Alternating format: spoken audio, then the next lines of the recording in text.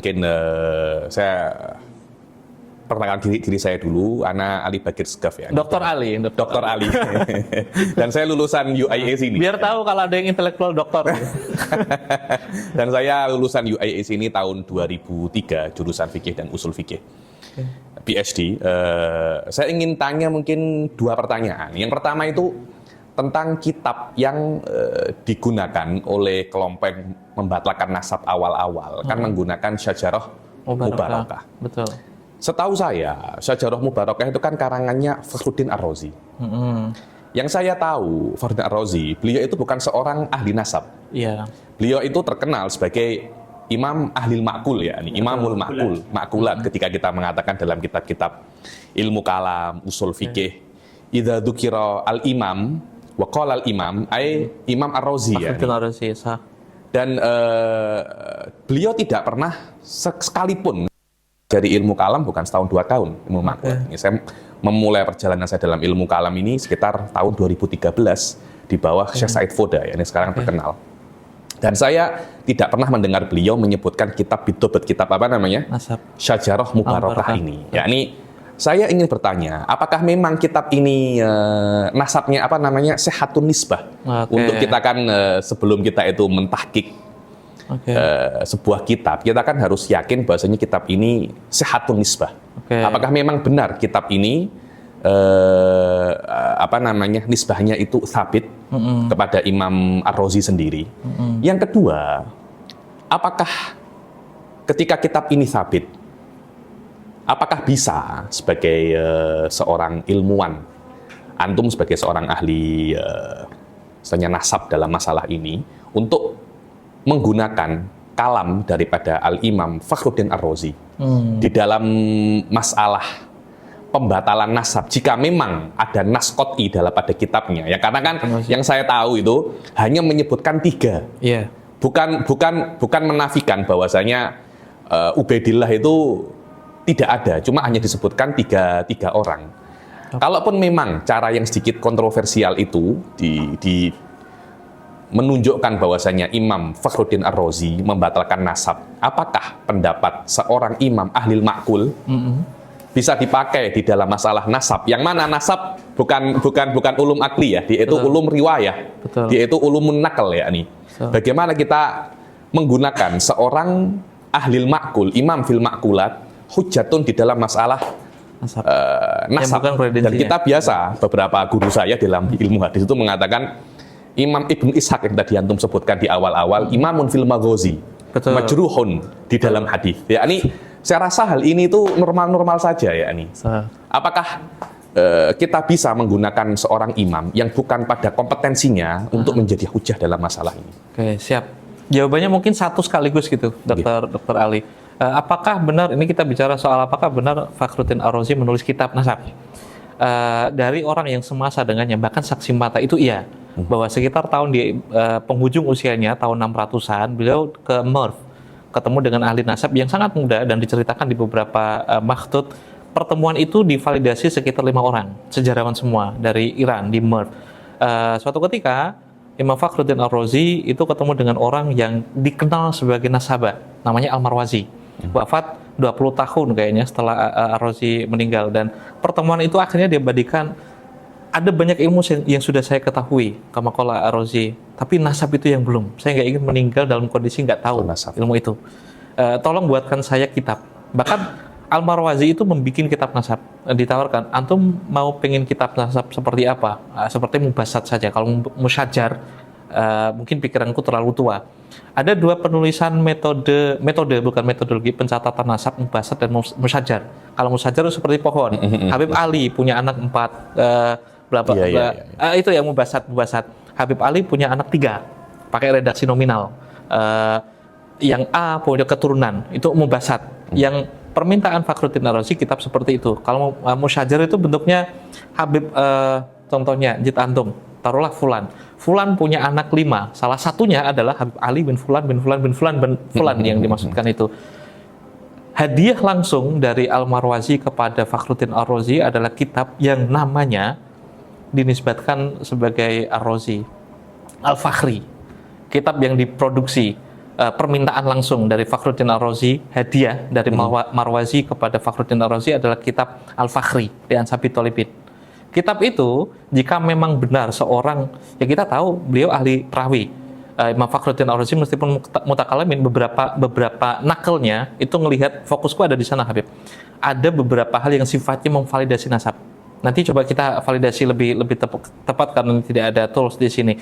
Yang pasti cerita itu valid diceritakan banyak orang dan sejarawan. Bahkan Al-Marwazi sendiri di dalam kitabnya Al-Fakhri itu memang kitab hadiah yang aku berikan kepada Fakhruddin Ar-Razi, nasab nama kitab itu pun disesuaikan dengan Fakhruddin Ar-Razi. Jadi valid bahwa Fakhruddin Ar-Razi belajar kitab nasab. Belajar nasab maksud saya. Kredensinya, nah ini pertanyaan kedua. Mungkinkah beliau memproduksi kitab nasab yang namanya Asy-Syajarah Al-Barakah, yang awalnya ketika saya temukan di Iran dan Hyderabad itu namanya Bahrul Ansab. Semua kitab ketika mutlak kitab nasab semua disebut Bahrul Ansab. Tidak ada judul, tidak ada apa, tapi Musajarat atau Basab semua disebut Bahrul Ansab. Nah, masalahnya apakah benar ini ditulis oleh Fakhruddin Ar-Razi atau tidak? Kalau yang kita pakai itu manuskrip di Iran, mungkin iya. Karena kolofonnya yang mendapatkan naskah itu menulis nama ini ditulis, kitab ini ditulis langsung oleh mu'alifnya sendiri, yaitu Fakhruddin Ar-Razi, dan diberikan, diijazahkan kepada Ali Sharaf Shah. Itu kata kolofon.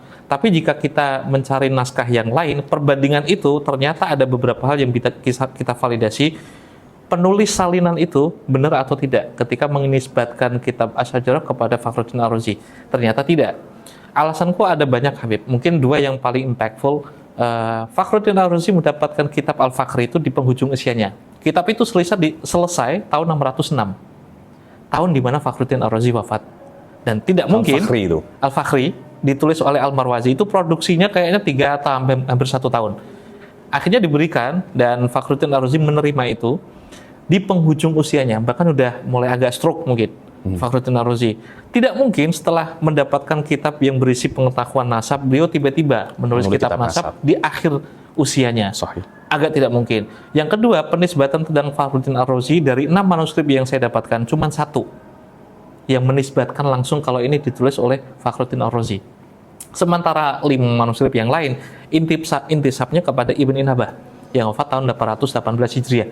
Kontennya sama, kolofonnya sama, isinya sama, kalimatnya sama persis. Maknanya lebih kuat yang kelima itu. Kelima ini secara kuantitatif, secara kuantitas 5 manuskrip ini bisa meruntukkan. Dan semuanya usianya semasa. Penyalin kitab Asy-Syajarah Al-Barakah itu kan sekitar tahun 859 Hijriah, abad ke-9. Ada 3 yang semasa dan intisabnya bukan ke Fakhruddin Ar-Razi, Ibn Inabah. Dari segi isi, kualitas penulisan penyalinannya juga tidak mungkin dinisbatkan kepada Imam Razi. Fakhruddin Ar-Razi. Untuk masalah itikad juga sama. Saya tidak membicarakan masalah teologinya. Orang itu konsisten untuk urusan itikad. Saya yakin itu. Jadi tidak mungkin seseorang yang punya satu kepercayaan terus tiba-tiba berubah dalam waktu yang sama. Beberapa kalimatnya itu tidak menunjukkan representasi teologis dari Imam Fakhruddin Ar-Razi, bahwa beliau adalah seorang yang Sunni. Tiba-tiba bicara tentang hal yang bertentangan dengan kesunnian beliau itu agak muskil. Apalagi kalau memang itu kitab benar-benar ditulis di tahun itu setelah beliau bertemu Al-Marwazi, agak muskil diproduksi. Nah, yang paling penting, impactful pertama, impactful dalil yang kedua itu, Asy-Syajarah Al-Barakah konon di dalam kolofon diijazahkan kepada Ali bin Sharaf Shah tahun 597. Dan hal itu secara timeline tidak mungkin. Tahun 597, Imam Ar-Razi itu ada di Madinah. Ada di Hijaz lah minimal. Tidak mungkin beliau itu menulis kitab nasab sebelum ketemu seorang guru Marwazi di North di penghujung usianya, dan tiba-tiba udah ada kitab nasab sebelum itu. Itu turunannya Ali bin Sharaf Shah itu kan konon di kolofon itu diijazahkan kitab itu dari Fakhruddin Ar-Razi dari tangannya. Saya nyari nama Ali bin Sharaf Shah itu tidak ada kecuali orang ini hidup di tahun 690, lahirnya tahun 690. Mana mungkin orang yang baru lahir 100 tahun kemudian ketemu Ar-Razi dikasih kitab nasab bahkan dari tangan Fakhruddin Ar-Razi sendiri. Jadi ada 5 macam kemuskilan kitab ini jika memang dinisbatkan kepada Ar-Razi, ada 5 macam kemuskilan yang harus ditaklukkan. Dan apakah dijawab di mata muskilan itu? Itu sudah saya jawab, tapi kan ini nggak dijawab sama yang sama kelompok yang. Nah, kalau toh memang ada yang mampu merontokkan, dan kemungkinan juga susah merontokkan 5 argumen ini, bisakah kitab nasab dengan redaksi hasr tadi membatalkan nasab. Adamul ilm laisa ilman bin adam. Betul. Itu semuanya kita tahu ya. Yang tidak ditulis itu jangan divalidasi, hal itu tidak ada. Tidak ada, sahih. Hanya orang konyol kayaknya yang memakai istilah itu secara secara radikal. Alih-alih kalau memang itu kita taati ya, tidak ada satupun yang kita validasi kehadiran Nabi Muhammad. Hadisnya tidak ada. Maghuzi pun dari Ibn Ishaq juga akan kita normalisasi bahwa jika tidak ada yang semasa dengannya, dengan kaidah hasr itu, jika memang itu kita pakai untuk non-faktualkan tokoh di masa lalu, akan banyak tokoh yang akan kita nafikan. Tidak hanya nasabnya, apakah memang itu manusiawi? Mungkin pertanyaannya kayak, apakah itu manusiawi? Belum sampai ke intelektual. Mungkinkah kita akan menghapus nama seseorang yang benar-benar lahir di masa itu, tapi peninggalan yang kita dapatkan adalah riwayatnya, ceritanya. Apakah kita setega itu? Kalau toh memang itu secara intelektual tidak mungkin, apakah ilmu pengetahuan sepicik itu? Kalau kata kitab nasab cuma 3, itu pun kalimatnya mafhum, Habib. Mafhum nggak ada koti-kotinya kan? Sahih. Nggak bisa. Secara ilmu kalam agak muskil itu. Dan secara logika, ngomong bicara rasional, agak gila atau sinting jika ada orang mengatakan secara fikih pun juga tidak. Fikih, kita bisa. belum bicara fikih juga. Secara akal normal, tidak mungkin. Secara faktual historis, banyak yang membantah. Secara fikih, itu konyol juga itu. Kayaknya 5 kemuskilan itu yang sudah saya dapatkan dari basis materialnya. Jika memang mampu menjawab itu, pertanyaan atau kendala keduanya, mungkinkah hasr tadi, kalimat mubtada khobar tadi di dalam manuskrip itu yang mengatakan anaknya Imam Ahmad cuma ada 3 dan Ubaidillah tidak ada, bisa untuk membatalkan nasab seseorang. Dan kasus seperti itu di beberapa kitab itu sama. Tidak ada satupun ahli nasab yang memakai cara yang sama. Jika kita memang ngomong masalah otoritas, jika kita menyandarkan pendapat dari orang yang lebih intelektual, banyak ahli nasab yang mengisbatkan nama orang yang tidak ada. Banyak juga yang menisbatkan nasab seseorang yang sebelumnya ditulis dengan hasr seperti tadi. Ternyata hal itu juga tidak problematik. Dan ulama nasab sendiri juga punya caranya sendiri untuk menisbatkan nasab, mensahihkan naskah. Meskipun manuskrip yang lebih tua itu tidak menyebut nama itu. Semoga itu cukup, Dr. Terima kasih. Terakhir, Dr. Syekh Rumel. Apakah antum, saya akan mendengar podcast antum dengan Datuk Aiman ini sangat ilmiah sekali dan istilahnya cara identifikasi nasab manuskrip itu sangat ilmiah sekali. Tapi kita melihat di dalam diskusi ini itu biasanya yang ngomong semuanya itu kelihatannya orang-orang yang tidak punya kompeten atau banyak itu orang-orang awam. Kalau orang-orang Indonesia itu netizen yang maha benar kan.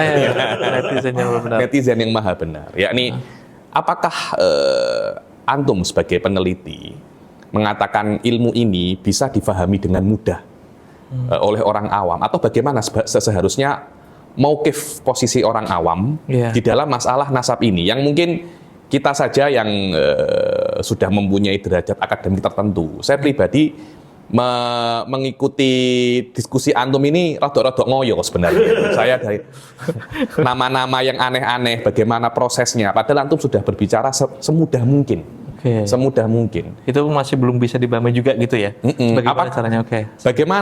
Bagaimana nasihat antum kepada orang awam ketika menghadapi isu-isu semacam ini yang kadangkala itu kita melihat menghujani FYP, menghujani internet, dan kadangkala kita ini banyak termakan. Dan saya rasa korban yang paling banyak dalam masalah ini bukan orang ahli ilmu, saya rasa itu. Korban yang paling banyak adalah orang-orang awam. Bagaimana, saya minta, ini mungkin seperti nasihat ya daripada antum sebagai pakar masalah ini. Bagaimana orang awam itu menyikapi masalah ini? Mauqif saya mungkin sebagai akademisi biasa, Habib. Karena saya tidak punya kredensi untuk, kayaknya ini wilayahnya komunikasi atau dakwah. Saya punya cerita, mungkin mauqif saya tetap mengingatkan lah ya. Saya punya cerita waktu COVID masa lalu, itu para intelektual itu kan punya daya yang bagus untuk menjelaskan COVID itu seharusnya dicegah dengan cara apa. Semua datanya benar. Mereka juga mengatakan hal yang di masa lalu tidak pernah mencapai sebagus ini untuk hal itu. Tapi masalahnya mereka itu komunikasinya buruk. Nggak, akhirnya COVID sendiri yang jelas-jelas makan korban. Nasab kan nggak makan korban, dosa aja ya. kalau yang memakan korban saja para intelektual dan saintis itu gagal, saya akhirnya berpikir mungkin cara yang paling tepat itu mengingatkan bahwa kita punya sejarah bahwa orang awam itu lebih mudah untuk dicocok hidungnya, dan korban yang paling banyak itu bukan intelektual, orang awam sendiri yang menjadi korban. Saya cuma mengingatkan satu itu, yang sejarah itu membuktikan bahwa orang awam itu gampang disetir, makanya jangan mau. Ketika dapat informasi, saring terlebih dahulu apa kata pakar. Kita harus sadar diri dan tahu diri juga, jika memang tidak punya kredensi dan tidak punya pengetahuan tentang suatu hal, jangan bicara tentang hal itu. Di masa ada istilah post-truth, truth the death of expertise, matinya kepakaran. Itu kayaknya 20 tahun terakhir itu kan lazim di Indonesia. Orang berfatwa atas dirinya sendiri. Seolah-olah baru baca Google dulu, kan kita punya guyon aja, Syekh Google. Apapun yang kita tanyakan ke Google sekarang ada AI menjawab. Tiba-tiba kita seolah-olah mampu mengalahkan mufti, seolah-olah mampu mengalahkan Dr. Aiman dalam hal kepakaran tertentu. Saya tidak bisa memberikan informasi apapun, saya juga tidak begitu suka mengkhotbah dan menggurui. Tapi minimal kita harus sadar diri bahwa ada keterbatasan. Tidak semua orang itu mampu semua hal. Saya pun boleh dibilang ini bukan karena saya ahli nasab, karena mustahil saja kayaknya.